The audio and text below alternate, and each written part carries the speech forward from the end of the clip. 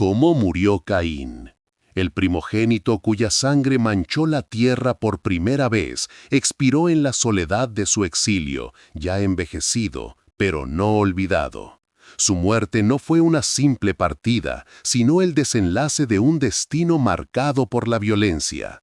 Una flecha, lanzada sin intención, cortó el aire con la precisión del juicio divino. Acertó su cuerpo con la fatalidad de una sentencia que no fue impuesta por manos externas, sino que germinó de la propia semilla de su pecado. Su descendencia, ignorante del peso de la historia que cargaba, se convirtió, sin saberlo, en el instrumento del juicio eterno. Así, la justicia del Altísimo se consumó. Caín, el primer asesino, encontró su fin no por la espada de un enemigo, sino por el error ciego de su propio linaje. Su descendencia, ignorante del peso de la historia que cargaba, se convirtió, sin saberlo, en el instrumento del juicio eterno. Así, la justicia del Altísimo se consumó. Caín, el primer asesino, encontró su fin no por la espada de un enemigo, sino por el error ciego de su propio linaje. El ciclo de violencia que él inició finalmente se cerró, y con él el eco de la venganza que reverberó a través de los siglos. Oh alma inquisitiva, escruta la trama de la providencia divina que se despliega en la vejez de Caín. No fue un desenlace repentino, sino la culminación de un largo y marcado viaje, donde la propia vida se convirtió en el instrumento de un juicio que se tejió a través de las generaciones. La flecha que puso fin a su existencia no fue una casualidad banal, sino un designio complejo, orquestado no por una intervención milagrosa directa, sino por las propias elecciones y desvíos de su posteridad. Ponderemos, amado lector, sobre la semilla del pecado que Caín plantó. Su acto primigenio de fratricidio no se extinguió con la tierra que bebió la sangre de Abel, germinó, se ramificó y floreció en su descendencia. La tierra de Nod, su exilio y morada forzada, se convirtió en un suelo fértil no solo para la construcción de ciudades y el florecimiento de artes y oficios, pues su linaje, como leemos, fue capaz de grandes logros mundanos, sino también para la proliferación de una cultura que se apartaba cada vez más del rostro del Eterno. La ausencia de búsqueda de lo divino, la autonomía del hombre en sus propias leyes y deseos, se convirtió en el legado silencioso y peligroso transmitido de padre a hijo, de madre a hija, en un eco sombrío de la transgresión original. Es en este escenario donde emerge la figura de Lamec, un espectro en cuyas acciones la mancha de Caín se profundiza y se distorsiona. Lamec, quien instituyó la poligamia y ostentaba una arrogancia que desafiaba la propia ley divina, es un espejo amplificado de los fallos de su ancestro. Su jactancia, proferida en Génesis 4:23 al 24, resuena con un orgullo desmedido. He matado a un hombre por herirme y a un joven por pisarme. Si Caín será vengado 7 veces, Lamec lo será 77 veces. En estas palabras vemos la exaltación de la venganza personal y una autoconfianza que se coloca por encima de cualquier ley o justicia externa. La ironía divina, sin embargo, reside en el hecho de que este mismo Lamec, en su intento de caza, se topa con el anciano Caín. Su visión turbia, tanto física como espiritual, lo lleva a confundir al patriarca de su propio linaje con un animal. La flecha, impulsada por manos humanas y por la intención de cazar, se convierte, sin que Lamec lo sepa, en el instrumento de la retribución divina. Contempla la profundidad del sello de Caín. La marca, antaño concedida por el Señor para protegerlo de ser asesinado por quien lo encontrase, no era una anulación de la justicia, sino una modulación de su tiempo y forma. Garantizó que Caín viviese, que vagase, que fuese testigo de la multiplicación de su descendencia y la reverberación de su transgresión a lo largo de las eras. No fue una licencia para la impunidad, sino una condición para que el ciclo se completase en la plenitud del tiempo, a través del propio linaje que él generó. Su muerte no se produjo por manos extrañas en un acto de venganza inmediata, sino por las manos de un descendiente, en un error ciego que subraya la complejidad de la justicia del Altísimo. Caín, el primero en derramar sangre humana, pereció en un acto de caza, una actividad primaria de sustento que se convirtió para él en el escenario de su juicio postrero. La víctima, él mismo, fue confundida con la presa en una terrible inversión de papeles. La ceguera física de Lamec, que le impidió reconocer a su ancestro, sirve como una poderosa metáfora de la ceguera espiritual que permeaba su linaje. El alejamiento del rostro del Señor llevó a un oscurecimiento de la percepción, a un embrutecimiento del alma que culminó en este acto trágico. No es solo la fatalidad de un accidente, sino el ápice de una serie de elecciones que apartaron al hombre de su creador, culminando en una escena donde la propia sangre, en su ignorancia, ciega la sangre que la generó. La justicia divina, en este relato apócrifo, no se manifiesta como un rayo del cielo, sino como una compleja telaraña de causas y efectos, donde las propias acciones humanas y sus consecuencias se convierten en los instrumentos del juicio. Es una justicia que permite el desarrollo de la libertad humana, pero que, en última instancia, subordina todo a su propósito soberano. Y la tragedia se profundiza, pues en la desesperación de Lamec, al descubrir la terrible verdad de su error, en un acceso de dolor y confusión, inadvertidamente golpea y quita la vida a Tubal-Caín, su propio hijo, que lo asistía en la casa. Así, la violencia que se originó con Caín, en lugar de terminar con él, se manifiesta nuevamente, derramando más sangre inocente. Es un clímax de la violencia, un doloroso cierre que revela la profundidad del pecado y la complejidad de la redención y del juicio divino.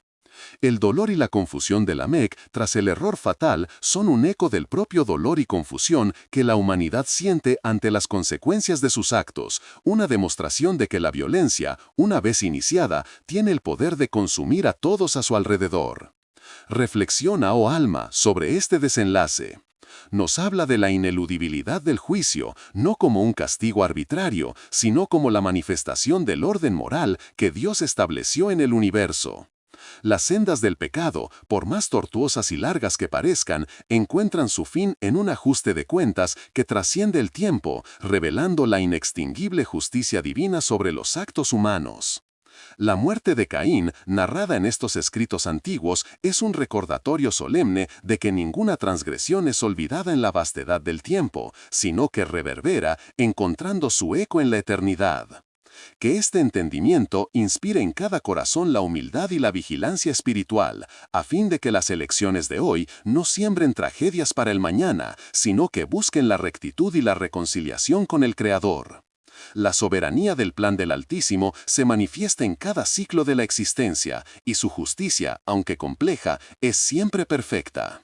Contemplemos, pues, la complejidad de la justicia divina que se desarrolla a través de los siglos, no como un rayo que hiende los cielos en respuesta inmediata, sino como un río caudaloso que, serpenteando por valles y llanuras, moldea el paisaje a lo largo del tiempo.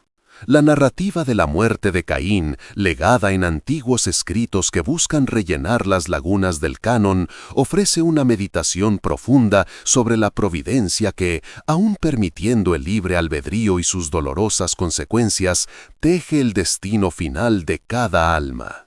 El Creador, en su sabiduría inescrutable, a menudo permite que las propias elecciones del hombre se conviertan en el instrumento de su juicio, en una intrincada danza entre la libertad humana y la soberanía divina. Oh peregrino del saber, considere la naturaleza de la marca de Caín. No era un salvoconducto para la eternidad, ni una carta blanca para la impunidad. Era, antes bien, un sello que prolongaba su existencia, no para que el pecado quedara sin retribución, sino para que la plenitud de la consecuencia pudiera madurar. Esa marca garantizaba que Caín viviría para ver multiplicarse su linaje, para ser testigo del florecimiento y la corrupción de la semilla que él plantó. Era una protección para que viviera, no para que no fuera juzgado. La justicia divina, en su infinita paciencia, concedió tiempo, permitiendo que el árbol del pecado de Caín creciera, hasta que sus propios frutos amargos pudieran ser cosechados por las manos de aquellos que de él procedieron. Es un testimonio de la profunda verdad de que ninguna vida es desperdiciada en el plan divino y que cada momento, incluso aquel vivido en exilio y bajo la sombra de la transgresión, sirve a un propósito mayor en la orquestación de la justicia eterna. Adéntrese más a fondo en el simbolismo. Lamec, el cazador, con su visión turbia y su corazón endurecido por la vanagloria y la venganza, no solo falló en reconocer al ancestro de su propia carne, sino que también falló en reconocer la gravedad de su propio espíritu. La cacería, que debería haber sido un acto de provisión, se transformó en un escenario de tragedia y juicio. La ceguera física de Lamec refleja una ceguera espiritual aún más profunda, una incapacidad de discernir lo sagrado de lo profano, la vida de lo inanimado y, en última instancia, al hombre de Dios. Es un espejo sombrío de la condición humana. Cuando está alejada de la luz divina, la percepción se distorsiona, los valores se invierten y el propio destino se precipita hacia el abismo de la fatalidad. Pensemos en la ironía amarga. Caín, el primero en cazar y cegar la vida de su hermano, se convirtió a su vez en la presa. El agresor primario, el derramador de sangre, encontró su fin bajo la mira de una flecha, disparada por uno de su propia estirpe, un acto que, aunque accidental en la intención de Lamec, fue profundamente significativo en el contexto del juicio divino. Esta inversión de papeles resuena con la verdad universal de que lo que sembramos un día cosecharemos, quizás no directamente, pero a través de las intrincadas redes de causa y efecto que se despliegan a través de las eras. La violencia genera violencia, y la sangre derramada clama desde la tierra, no solo por venganza, sino por una restauración del orden moral quebrantado. Aún más punzante es la desesperación de Lamec al confrontar la terrible verdad. En su confusión y dolor, comete otro acto de violencia, esta vez contra su propio hijo, Tubal-Caín. Este segundo derramamiento de sangre, resultado de la desesperación y la ceguera moral, es el clímax de la violencia de este linaje. Demuestra que el pecado original de Caín no se limitó a un único acto, sino que se convirtió en una herencia amarga, una predisposición a la violencia y al error que se manifiesta de generación en generación. La cadena de transgresiones, iniciada con el fratricidio, culmina en un parricidio accidental, una tragedia que subraya la profundidad de la depravación y la necesidad imperiosa de una intervención divina para romper este ciclo vicioso. Así, amado buscador, esta narrativa apócrifa no es solo una historia sobre la muerte de un hombre, sino una parábola sobre la ineludibilidad del juicio y la reverberación del pecado a través del tiempo. Nos enseña que la justicia del Altísimo puede operar a través de caminos complejos y aparentemente accidentales, pero que su propósito final siempre se alcanza. Las elecciones humanas, por más libres que sean, están siempre insertadas en el marco de la soberanía divina, y cada acto, sea de obediencia o de transgresión, contribuye al tapiz final del plan del Creador.